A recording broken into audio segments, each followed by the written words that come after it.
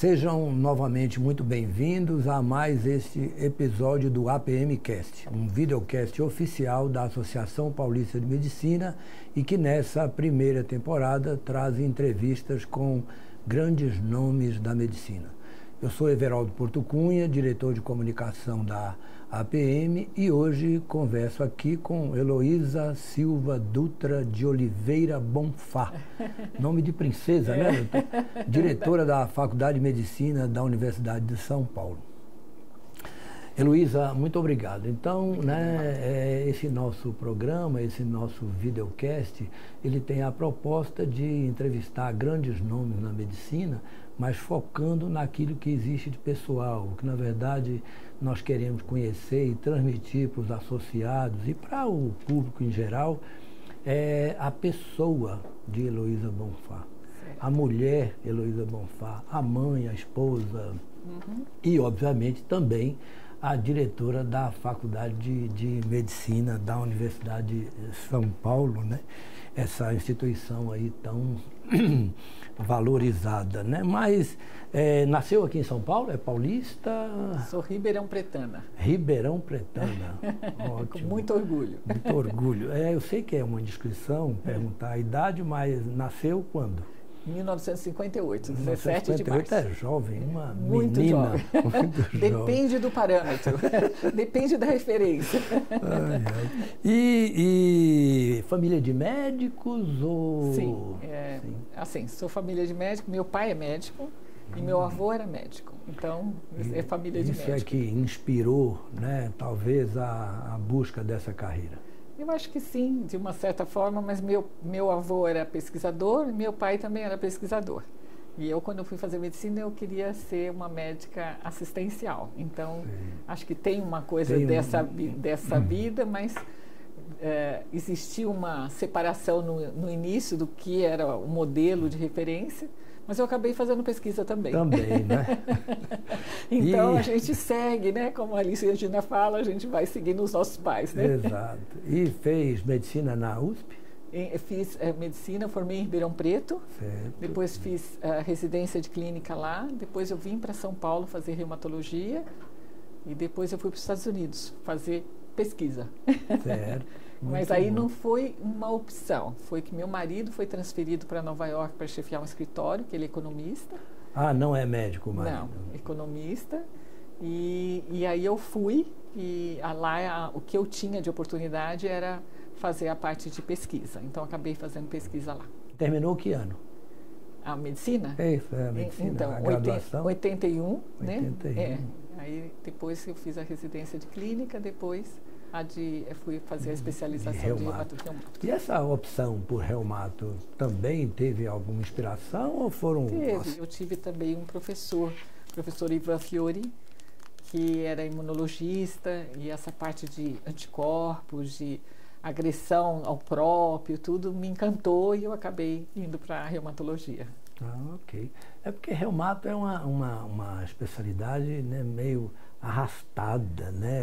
Demora do paciente trazer uma resposta, né? A reumato agora é o máximo, porque a reumato é a especialidade que fez a abertura aí dos biológicos, da terapia-alvo, e que agora a oncologia assumiu, mas a reumato é a área que hoje tem a maior, assim, um enfoque diferente, uma abertura, porque nós passamos muitos anos estudando o que eram as doenças, mas sem remédio específico, sem um tratamento. Falava, reumato é só corticoide, né? Assim, a gente trabalhava nisso. Hoje não, assim, as medicações mudaram a história natural de uma artrite reumatoide.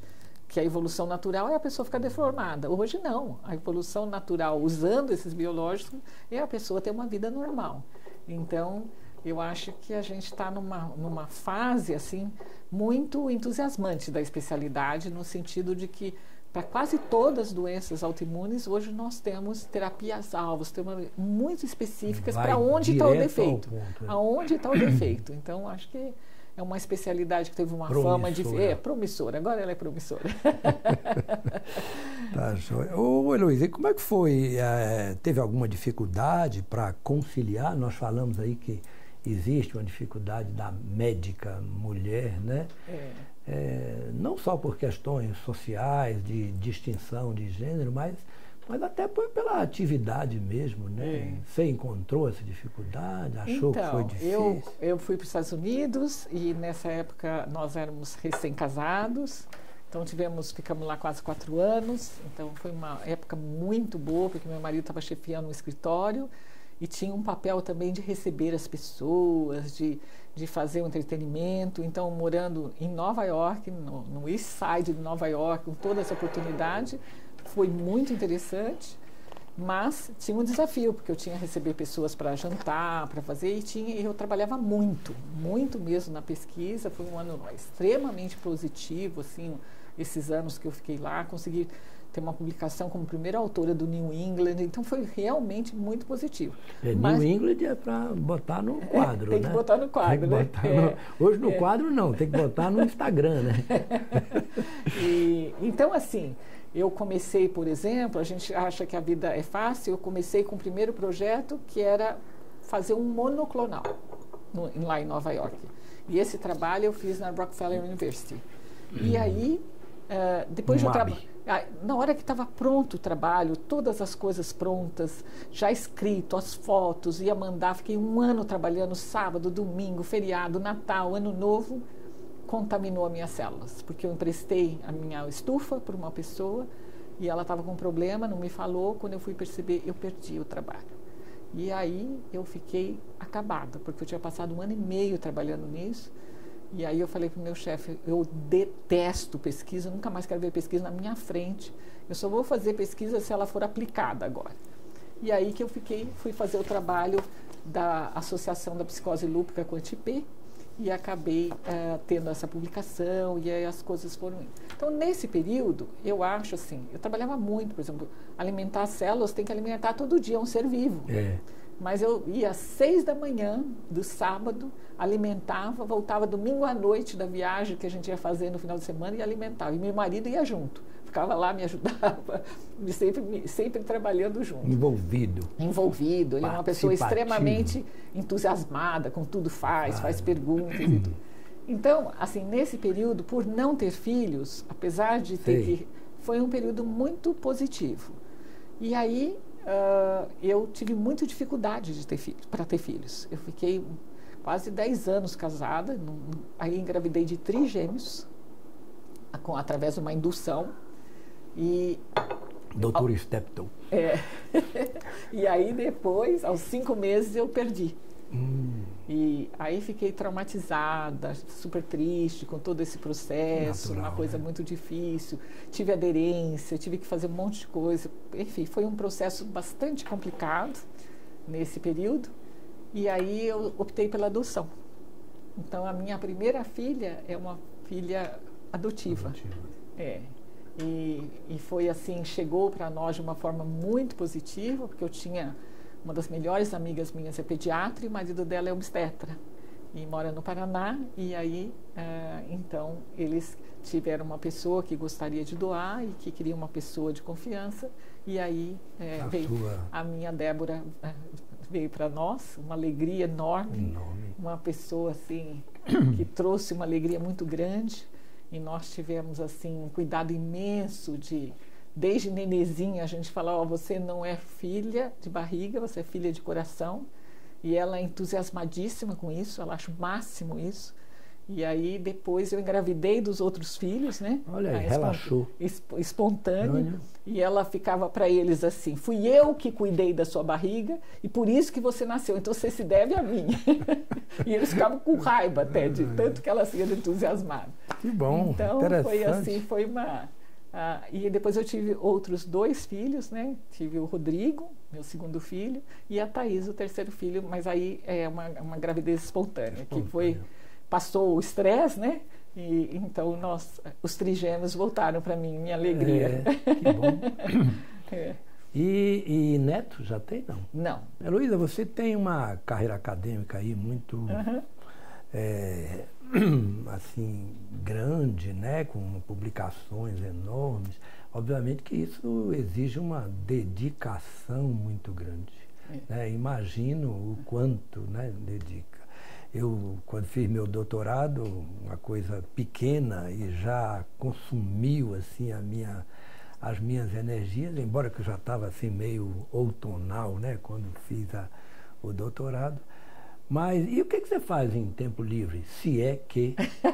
Aliás, depois da posse como diretora, eu sei que você não está fazendo nada, mas antes, né?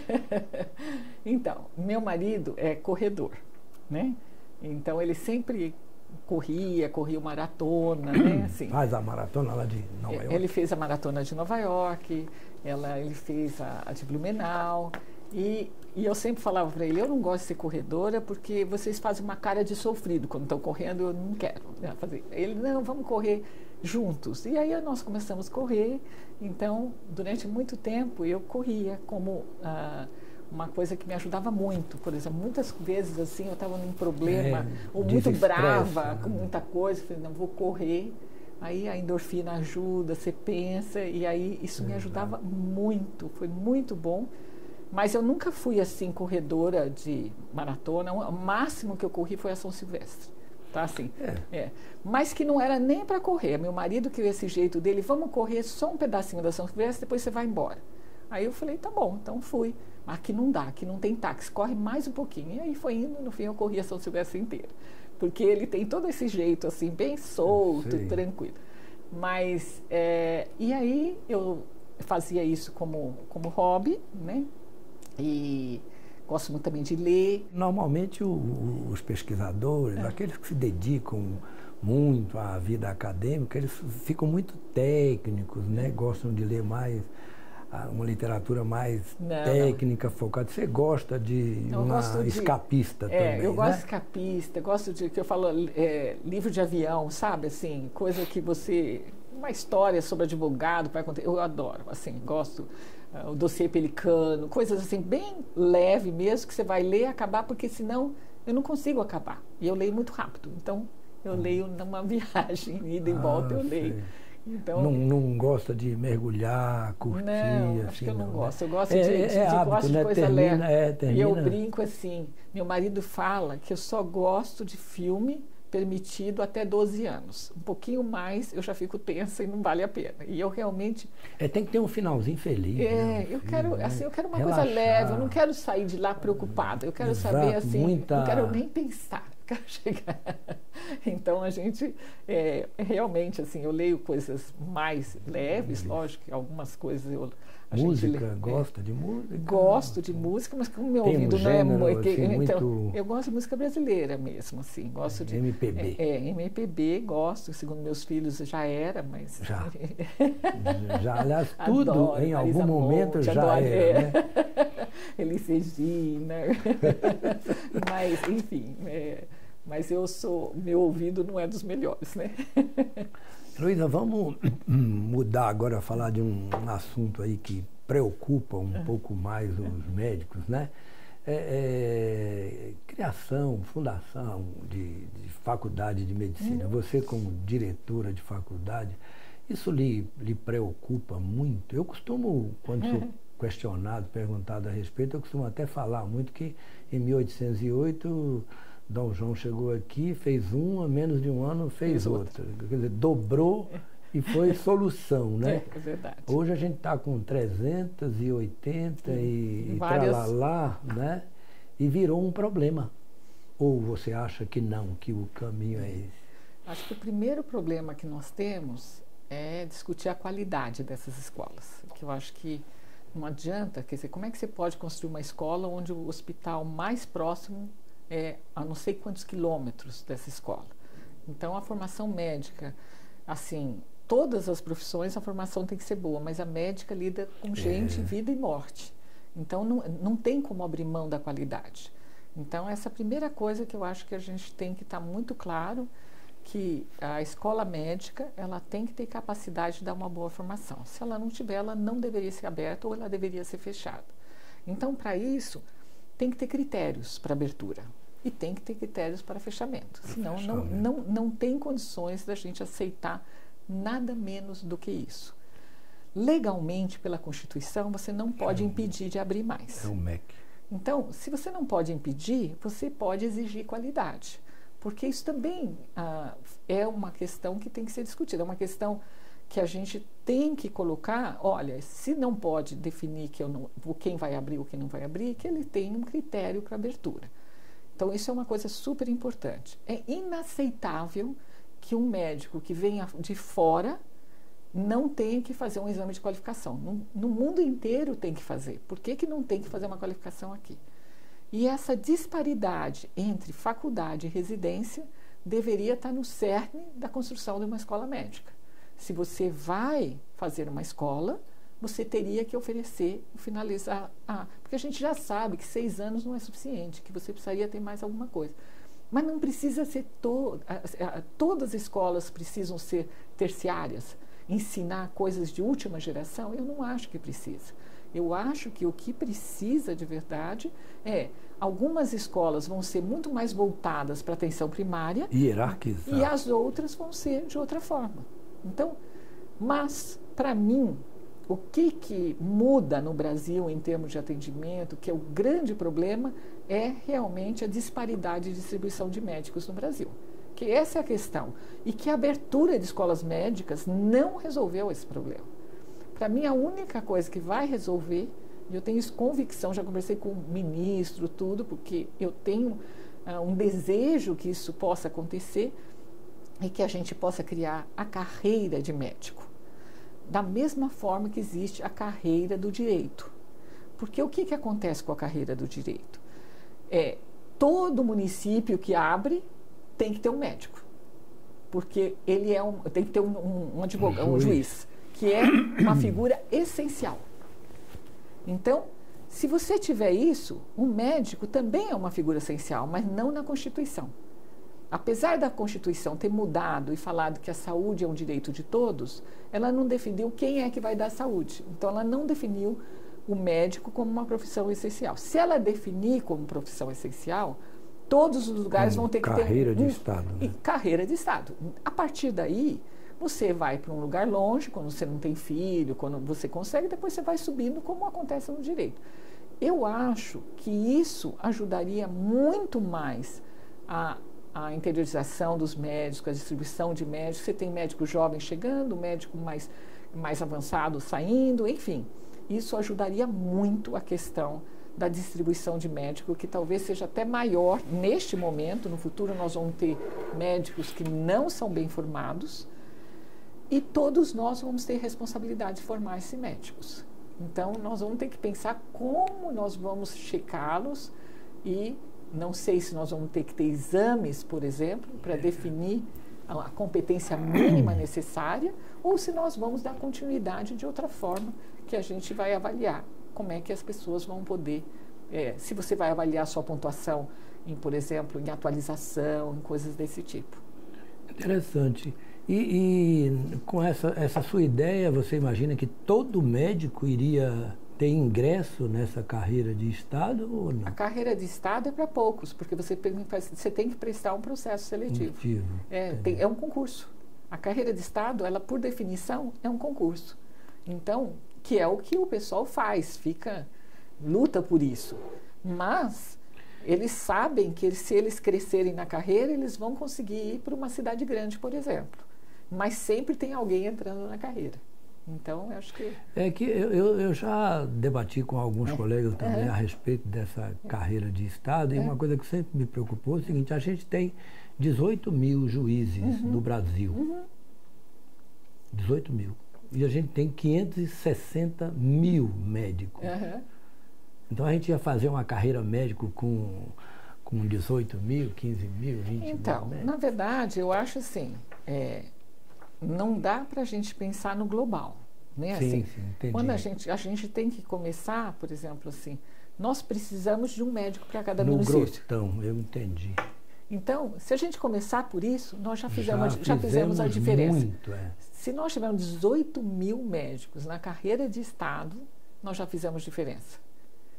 E aí as coisas... E você sabe que quando você cria a carreira de Estado lá em cima, o Estado pode criar a carreira de Estado, porque um é referência do outro. Então, os Estados também poderiam fazer. Então, seria um efeito multiplicador.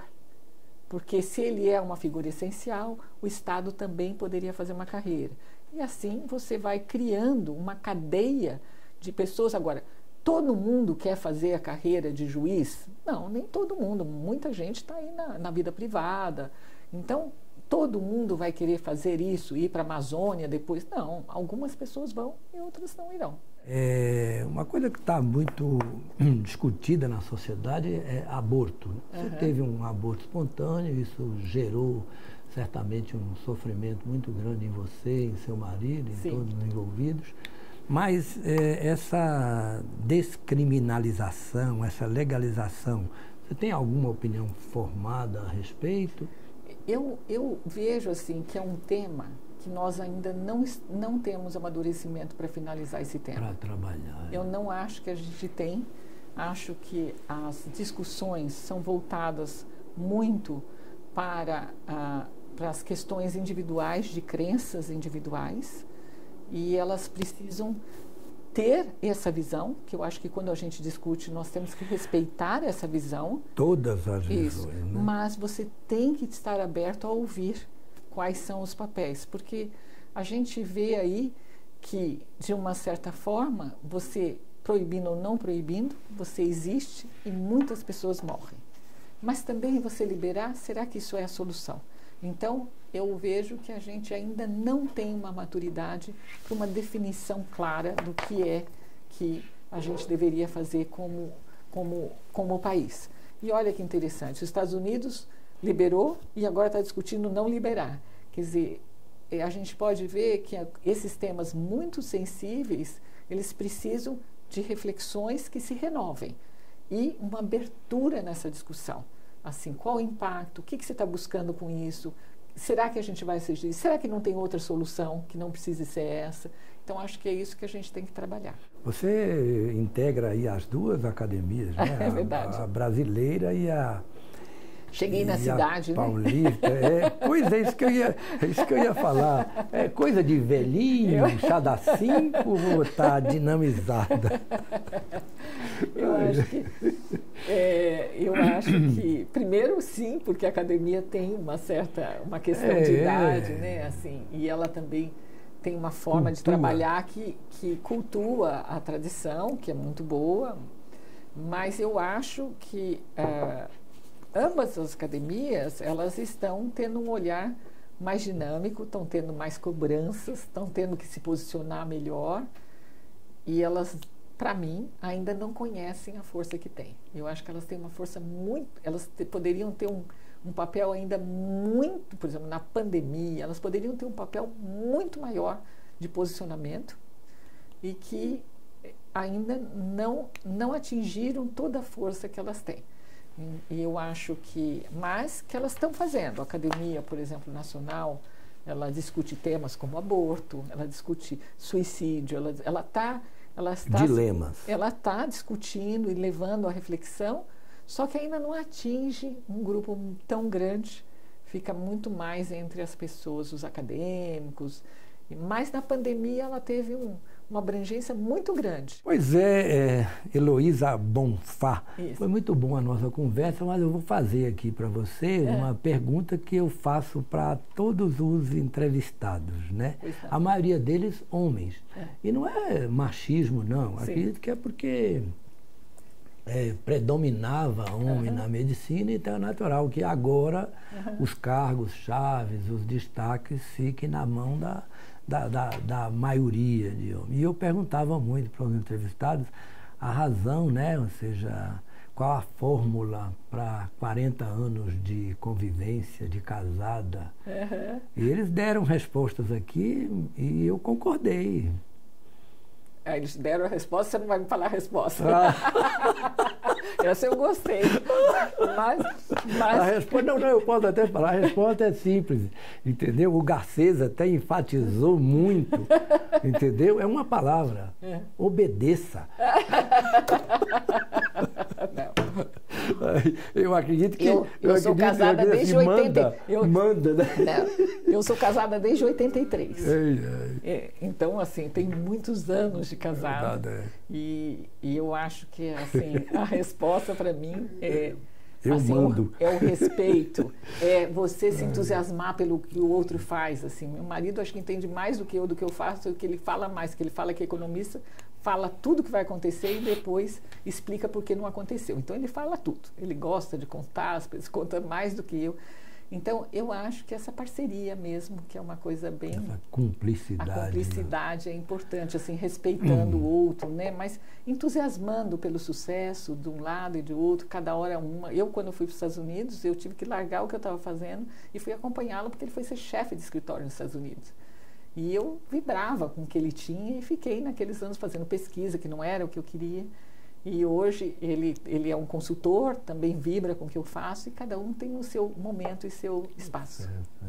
Não, a bem da verdade e da justiça, eu devo dizer que eles complementaram a resposta. Ainda bem, porque eu ia reclamar com eles. Eles complementaram. Eu ia assistir para reclamar com eles. Eles complementaram exatamente com todas essas qualificações que você fez aí. Heloísa, muitíssimo obrigado. Eu que agradeço a oportunidade, certamente. foi muito bom.